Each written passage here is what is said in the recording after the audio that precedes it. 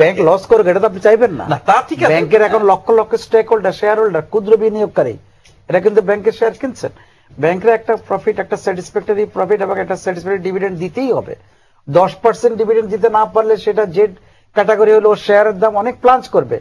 ফলে হচ্ছে বাণিজ্য কিন্তু ব্যাংকও এখন বাণিজ্যিক প্রতিষ্ঠান হিসেবে, মানে কমার্শিয়াল ব্যাংক বলেন আপনি, তো ইটস কমার্শিয়াল ব্যাংক, বাণিজ্যের সঙ্গে লাভের সম্পর্ক থাকবেই।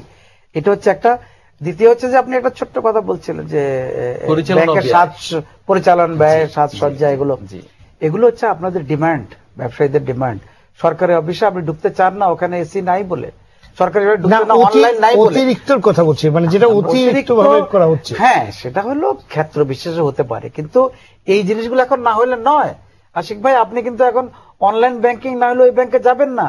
ওই ব্যাংকে আপনাকে একটা ক্রেডিট কার্ড, একটা ডেবিট কার্ড, অনলাইন ব্যাংকিং তো ব্যয়বহুল না। আমরা তো অনলাইন ব্যাংকগুলোকে টেকনোলজি এখন দিতে হচ্ছে। আমি তর্কে যাচ্ছি না, কিন্তু এই ব্যয়গুলো তো 10 বছর আগে ছিল না। আমি ওটা মিন করছি যে কষ্ট। আর আপনার প্রাইভেট ব্যাংকগুলোর ন্যাচারালি অ্যাকাউন্টেবিলিটি কিন্তু গভর্নমেন্ট ব্যাংকের চেয়ে অনেক বেশি। আমরা কিন্তু শ্রম দিয়ে এটা করতে হচ্ছে।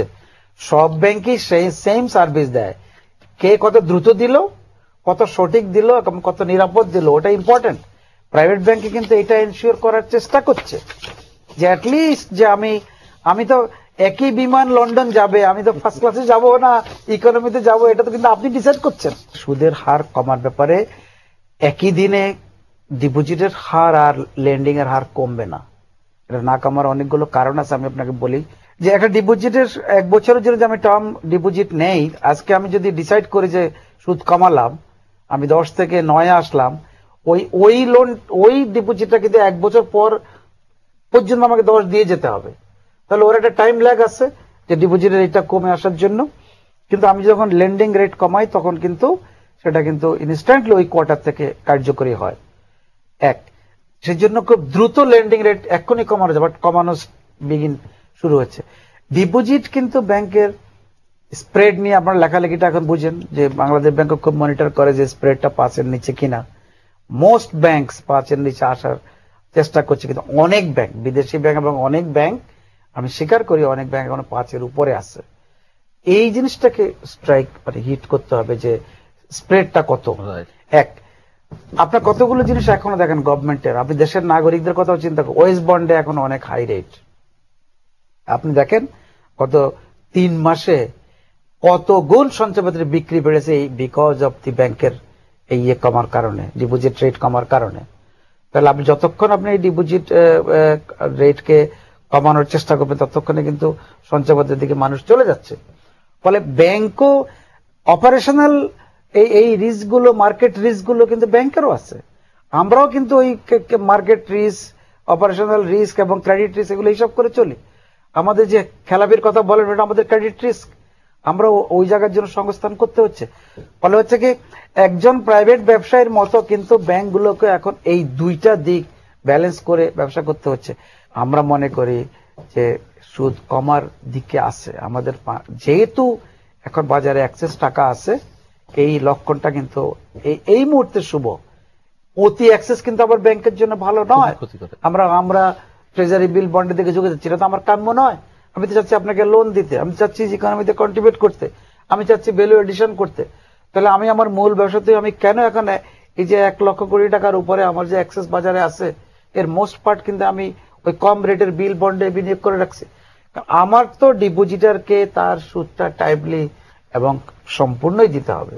আমরা মনে করি আমাদের রেগুলেটর যেহেতু বেশি, সিকিউরিটি এক্সচেঞ্জ কমিশন আছে, বাংলাদেশ ব্যাংক আছে, এক্সটার্নাল অডিটর আছে, আমাদের ক্রেডিট রেটিং আমরা বছরে একবার করি। ফলে আমরাও নিয়ম নীতির মধ্যেই করি। একদিনেই যে এই পরিচালন ব্যয় কমানো যাবে এটা একেবারেই ওইভাবে সম্ভব নয়, বাট এটা রেশনাল করার জন্য, ব্যবসা বান্ধব করার জন্য, কাস্টমার ফ্রেন্ডলি হওয়ার জন্য আমাদেরকে আমরা চেষ্টা নিরন্তর করে যাচ্ছি। সব মিলাই কিন্তু আমাদের কষ্ট, বাট স্প্রেডটা কমানো যায় কিনা এই চেষ্টা ব্যাংক যেমন করে, সেন্ট্রাল ব্যাংকও মনিটর করে। আমি মনে করি ইকোনমির জন্য সেটা ভালো। জি, আমাদের আলোচনা একেবারে শেষ পর্যায়ে। টেকসই বিনিয়োগ নিশ্চিত করতে করণীয় কি জনাব হিলাল, সংক্ষেপে? আমি প্রথমত বলবো যে আবারও বলছি যে জিনিসগুলো প্রথম এনশিওর করতো সেটা হচ্ছে ব্যাংক ইন্টারেস্টটা একটা নির্দিষ্ট জায়গায় নিয়ে আসা, জমির মানে সহজ প্রাপ্যতা থাকতে হবে, আপনার বিদ্যুৎ এবং গ্যাসের সংযোগ এবং আমার মনে হয় আপনার শিল্প জমি এবং কৃষি জমিকে অবশ্যই আলাদা করতে হবে এবং নিশ্চিত করতে হবে, নাহলে পরে আমাদের বিনিয়োগ অথবা উৎপাদনের জায়গাটা বিঘ্নিত হবে। জনাব মনসুর, টেকসই বিনিয়োগ নিশ্চিত করতে করণীয় কি? আমি একটা জিনিসের উপর ফোকাস করব যে আর্টিফিশিয়াল ইন্টারেস্ট রেট কমানো যায় না, সম্ভব, এটা কল্পনাপ্রসূত। এখানে যেটা করতে হবে সিস্টেমেটিক্যালি জিনিসটাকে আগাতে হবে। আমাদের ডিপোজিট রেট অলরেডি কমেছে, আরো কমতে পারে, ইনফ্লেশনটাকে কমাতে হবে, তাহলে পরে প্রকৃত রিটার্নটা আমাদের যারা সেভার্স তারা পাবে। 2 নম্বর হচ্ছে স্প্রেড 5.5 হয়ে গেছে, 6 দিকে যাচ্ছে, এটা খুবই খারাপ লক্ষণ।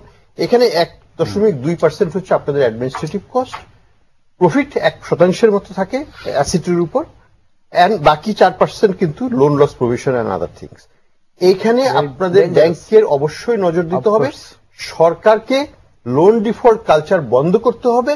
আপনাদের ইনস্টিটিউশন লাইক এফবিসিসিআই পক্ষ থেকে আপনাদের সদস্যকে বোঝাতে হবে যে loan default is not something that you should tolerate and respected.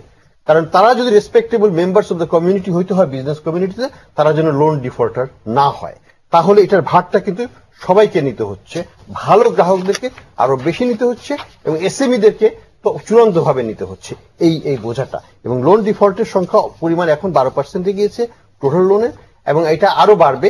এবং প্রকৃত হিসাব যদি করা হয়, আমি শুনেছি এটা নাকি 20%-এরও বেশি হয়ে যেতে পারে। কাজে সরকারকে অবশ্যই এই কালচার বন্ধ করার জন্য গুড গভর্নেন্সের দিকে নজর দিতে হবে, বাংলাদেশ ব্যাংককে আরো ক্ষমতায়ন করতে হবে, এবং বিজনেসের পক্ষ থেকে আমি বলবো আপনারা সেলফ গভর্নেন্সে যান। আপনারা যারা এই ধরনের বিহেভিয়ার করে তাদেরকে পরিত্যাগ করে ভালো ক্লিন বিনিয়োগকারীদেরকে নিয়ে সস্তা সুদের দিকে এগোতে পারেন। জি, ধন্যবাদ। জনাব নুরুল আমিন, করণীয় কি? আমরা যেহেতু ব্যাংকিং সেক্টরে, আমরা মনে করি ব্যাংকিং সেক্টর এটা একটা বড় রোল, তার দায়িত্বই আছে এটা করার জন্য। আমরা ঠিক যে একদম মানে এই কাজগুলোকে চ্যারিটি বা সিএসআর হিসাবে করবো এমন নয়, কমানোর যে ধারাবাহিকতা, আমরা যে বিজনেস কস্ট কমানোর জন্য আমরাও চেষ্টা করি, আমরাও সময় সময় কস্ট কাটিং করি।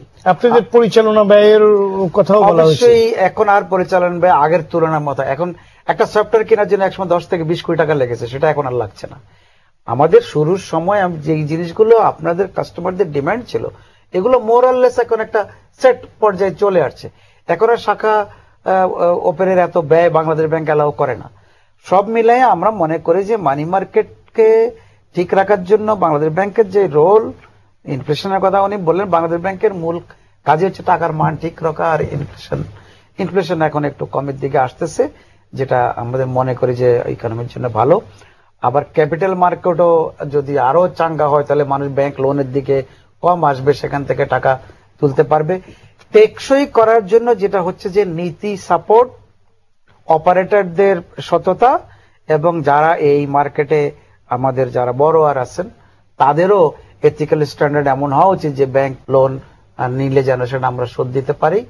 প্লাস আমাদের যে থার্ড সেক্টর, আমরা মনে করি এগ্রিকালচারের ভ্যালু এডিশন, এসএমইতে আরো জোরদার করা, এবং আমরা এসএমইর সঙ্গে আরো অ্যালাইড যে নারীদেরকে আগে নিয়ে আসা, লাইট ইঞ্জিনিয়ারিং এ আরো বিনিয়োগ বাড়ানো, এবং সেগুলোর জন্য বাংলাদেশ ব্যাংকের রিফাইন্যান্স, ডিসকাউন্ট ফাইন্যান্সিং, এই জিনিসগুলো করা যদি হয়, তাহলে বিদেশ থেকেও আর এত লোন আমাদেরকে আনতে হবে না।